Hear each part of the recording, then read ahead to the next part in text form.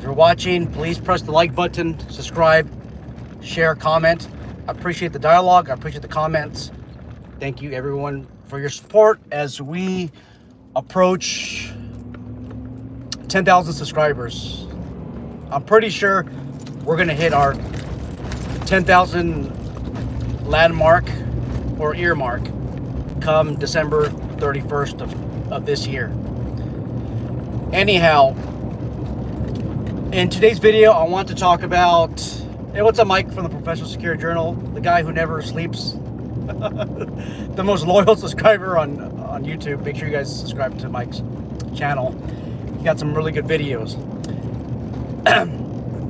So today's video, I want to talk about how supervisors are patrol officers, how a patrol officer is a supervisor, how a patrol officer is a manager. Yes, a manager. You heard that right. This video was originally designed for Californians who are trying to get their private patrol operator qualified manager license effective January 1st of this year. It became law that you need to have 2,000 hours of management or administrative experience under a current and licensed private patrol operator. A private patrol operator is the fancy name for security company owner or security company. Military experience does count if you have the equivalent. Typically, I think it's your E4s or E3s, usually corporals. You start getting into lower management responsibilities, and I can make an argument on another video on that. I've made arguments how your corporals, your E4s, I believe, maybe E3s. I've never been in the military. Anyhow, that experience does count. I had some subscribers, just one so far, been rejected by BSIS, one of the people on the helpline. Answered an email, and they gave like wrong opinions, stating that military experience does not count. I honestly hope that this person takes their case to a military attorney who's willing to take this case on for all the veterans in the United States and elsewhere. It's ridiculous, the amount of incompetence at the BSIS. Anyhow, if you're chiming in from another state, if you're a security company owner, you might be inclined to pay your patrol officers more. You might be inclined to provide more training to them. And I'm going to explain why. And then if you're in California, my explanation on why they're managers is going to give you more substance to articulate that in your qualification of experience form when you apply to become a qualified manager for a PPO in California. Okay, so your security patrol officers, what exactly do they do? Well, most of the time, many times, you have numerous posts in a patrol route. So if you have, and I work for a company that went by, I think it was beats, like beat 1, 2, 3, 4, 5, all the way up to like beat 20 or district 20. Each beat had about 12 different patrol accounts. So basically what you would do is you would drive by the account, you spend 5 or 10 minutes, and then there's be some post orders, like you got to check a gate, make sure it's closed by a certain amount of time, make sure everybody's out of a pool around a certain time. And sometimes, rarely it happened to me because I work for a company that was usually fully staffed.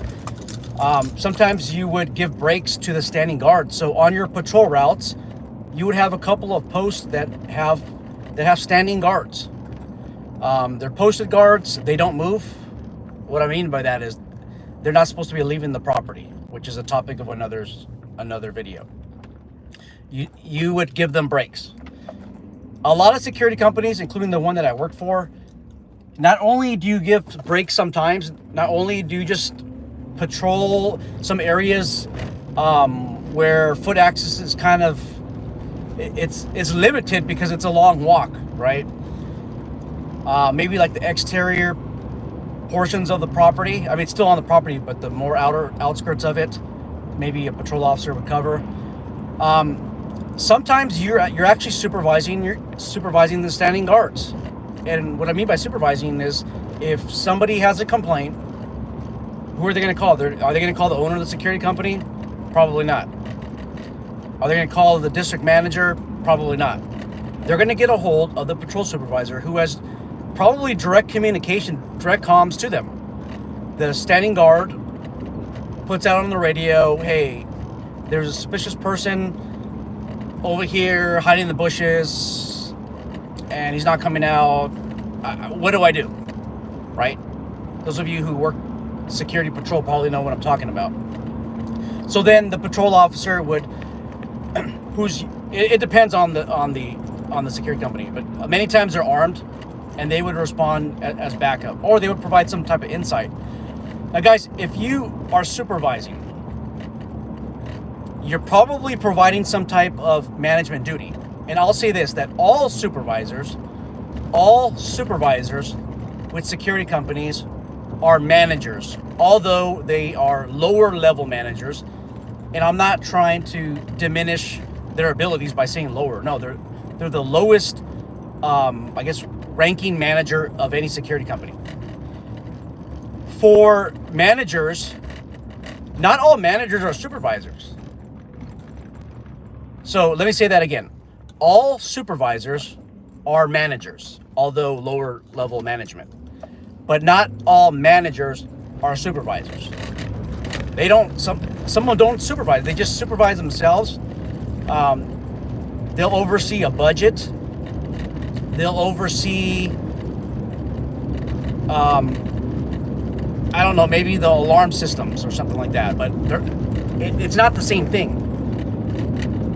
So what I'm trying to get at is, you are a manager. And if you're in California, you have to articulate your experiences. If you're trying to document 2,000 hours on your certificate of experience for qualified manager, the application,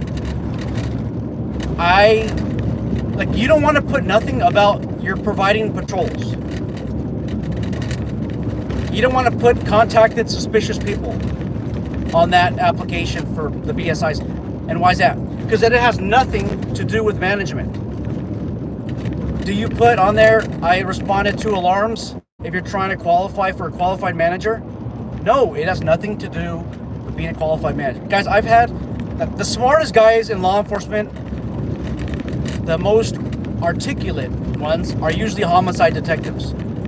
I get homicide detectives that can't articulate their management experience. They'll put other duties that have nothing to do with management or administrative work. Let me make some more arguments so that you are a manager. As a patrol officer, okay, are you coordinating activities? And that's an open-ended question to you. Are you? Are you coordinating activities? So if there is some type of disaster on your property, okay, and you guys, a main water valve breaking the asphalt on your property, the parking lot asphalt, and spraying like 10 feet or 20 feet in the air, that's an emergency. It's an emergency, and it requires some form of incident command, although the lowest level.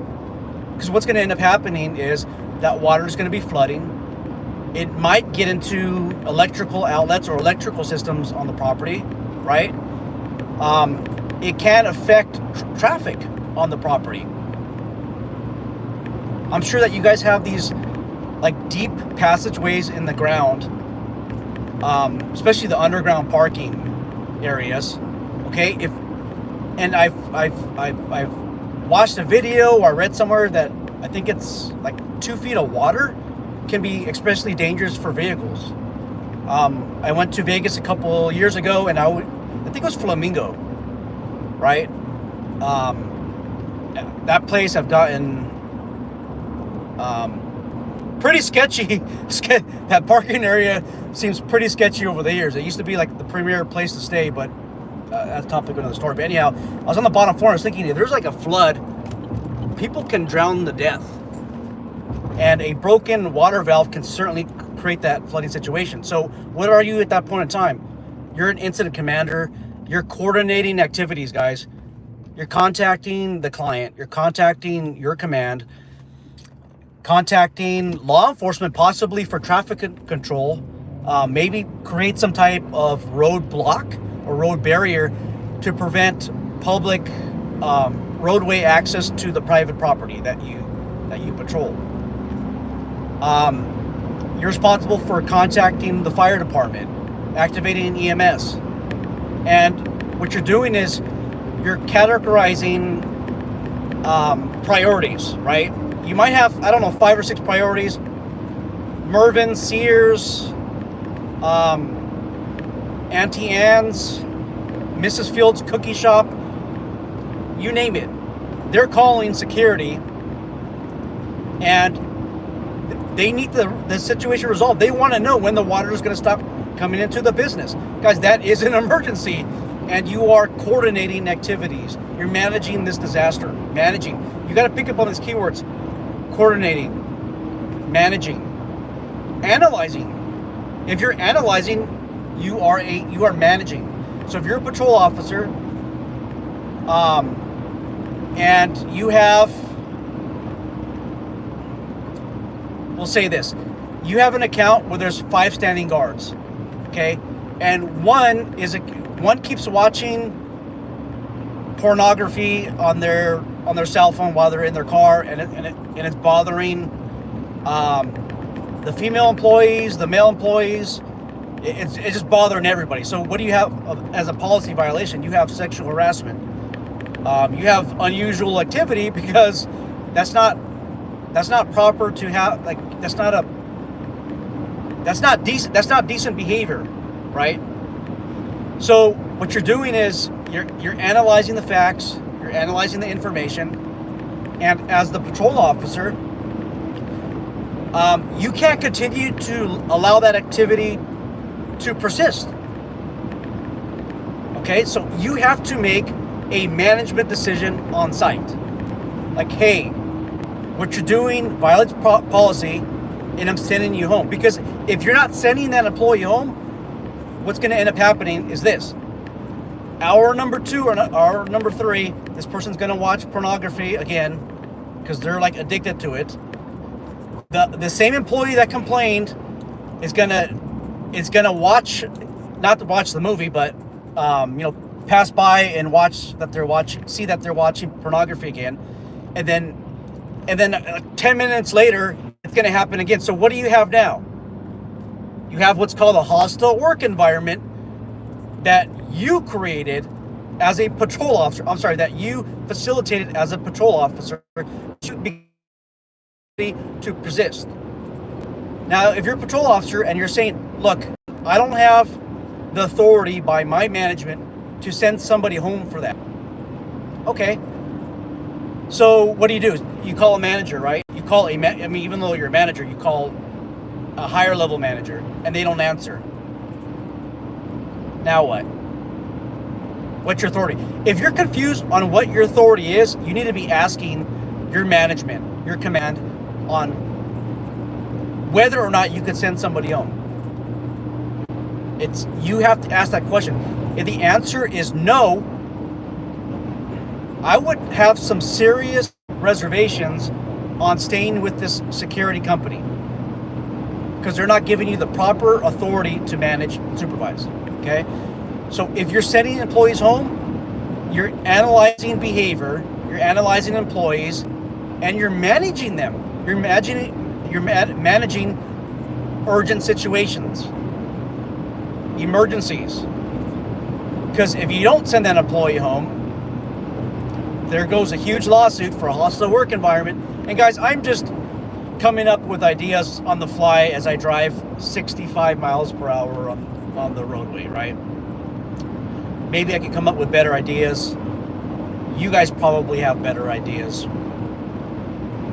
right now at 6:32 in the AM. Okay. Scheduling. Are you a patrol officer that's in charge of scheduling?